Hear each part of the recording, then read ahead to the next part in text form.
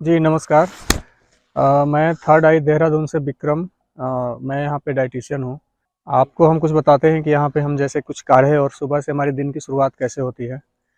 ये हमने कुछ यहाँ पे कैंपर में लगाए हैं। जैसे कि हल्दी पानी है और ये जीरा अजवाइन है। इसमें फर्मेंटेड राइस वाटर रखा हुआ है।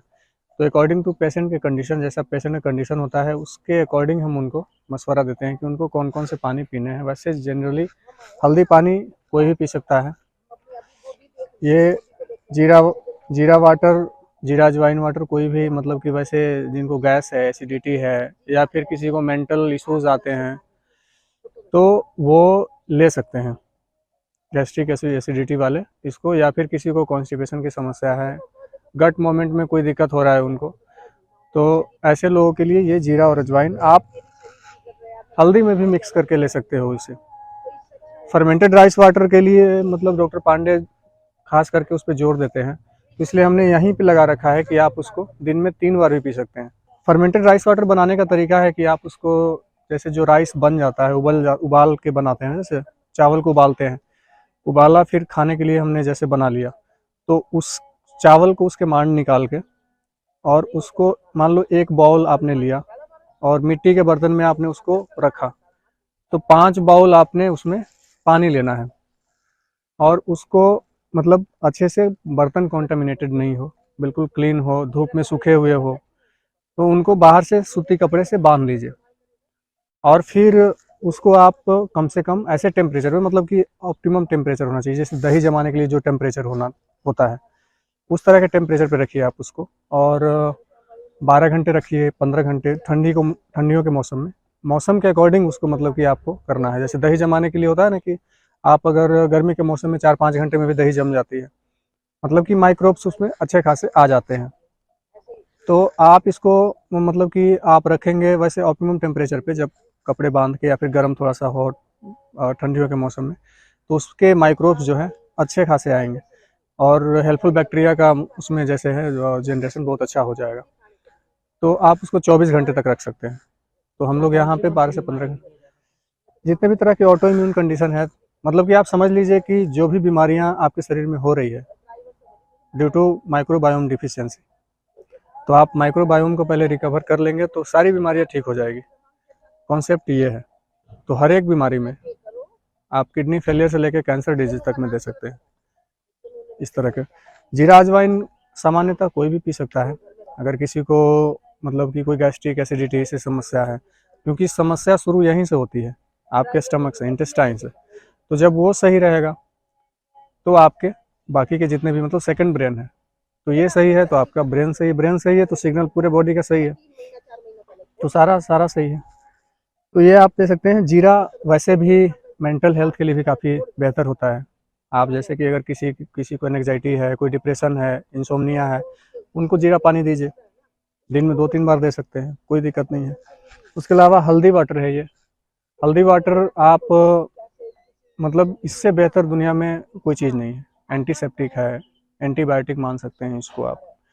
उसके अलावा एंटी इन्फ्लामेटरी प्रॉपर्टी होती है इसमें। आप एंटीऑक्सीडेंट प्रॉपर्टी होता है। तो जितने भी तरह के पेशेंट हैं आपके पास, हम तो कॉमनली सबको देते हैं, अकॉर्डिंग टू पेशेंट की कंडीशन हम उनका डिसाइड करते हैं कि कितना देना है। बाकी जनरली सब पी सकते हैं। बहुत सारे लोग ऐसा क्वेश्चन भी करते हैं कि हमारी पित्त प्रकृति है या फिर हमारी बॉडी में गर्मी ज़्यादा होती है तो क्या पीना चाहिए। तो आप ले सकते हैं लेकिन उतना क्वांटिटी में नहीं लीजिए।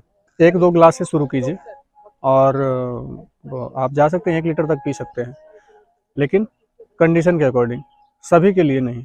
मतलब आप मशवरा लेके ले सकते हैं, वैसे 1-2 ग्लास पीने में कोई दिक्कत नहीं है। फिर उसके अलावा हल्दी पानी बनाने का बड़ा आसान तरीका है। आप नॉर्मल वाटर लीजिए या वार्म वाटर लीजिए। गर्मी का मौसम अगर है तो नॉर्मल पानी भी बना लीजिए।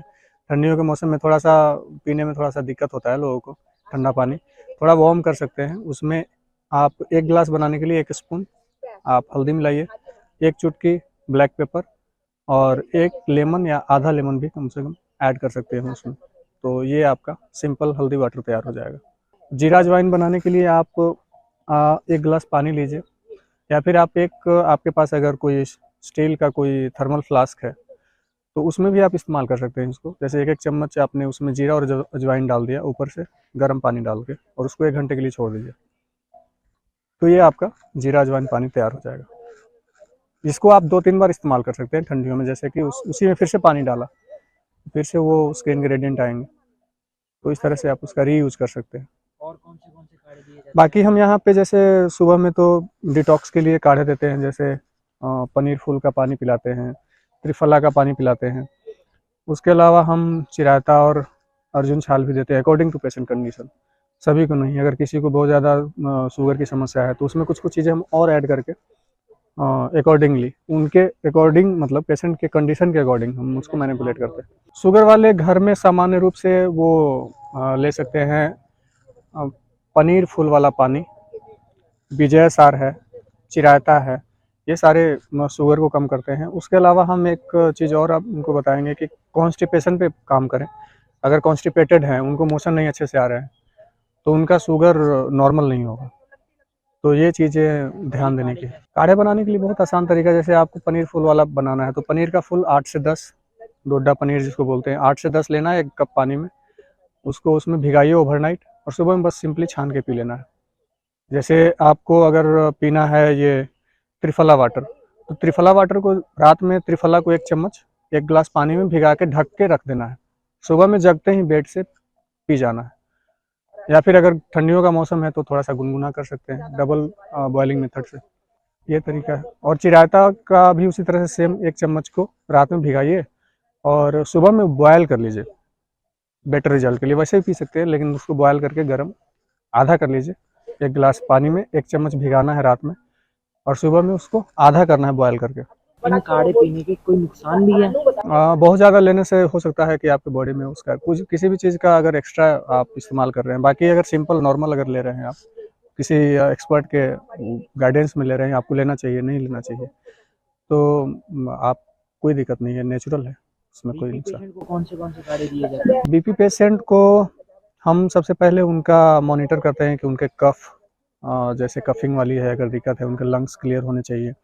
एसिडिटी की समस्या उन पे काम करते हैं, और उसके अलावा उनके इंटेस्टाइन पे भी हम फोकस करते हैं, और माइक्रोबायोम पे, क्योंकि सबका बेस वही है।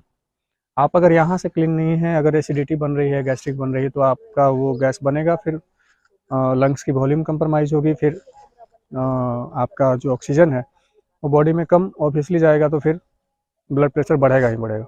बॉडी डिटॉक्स करने के लिए कौन से काढ़े दिए जाते हैं? डिटॉक्स के लिए हम मोस्टली इंटेस्टाइन को क्लीन कराने के लिए हम अनार छिलके का जूस पिलाते हैं। 1-2 अनार छिलके का जूस निकालिए अकॉर्डिंग टू पेशेंट कंडीशन, मतलब वो तो कितना टॉलरेट करने लायक है नहीं है, मतलब देख के उनके बलाबल के हिसाब से।